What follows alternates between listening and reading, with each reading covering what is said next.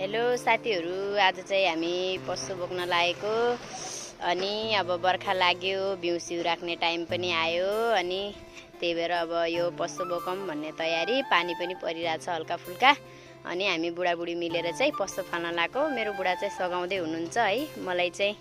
अनि हाम्रो पशु धेरै त छैन, यति हो हाम्रो पशु, धेरै छैन, 2 गाईको है फेरि।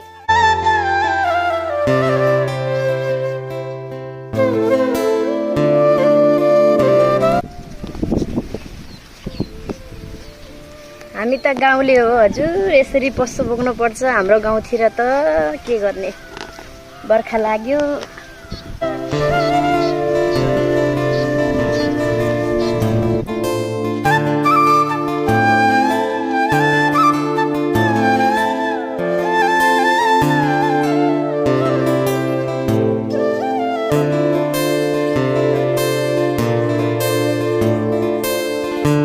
बुढा पनि पशु बोक्दै हुनुहुन्छ है।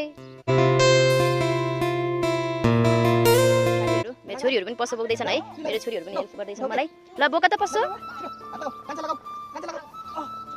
बा मेरो छोरीहरुले पशु बोकेर अब मलाई के बोक्न पर्यो।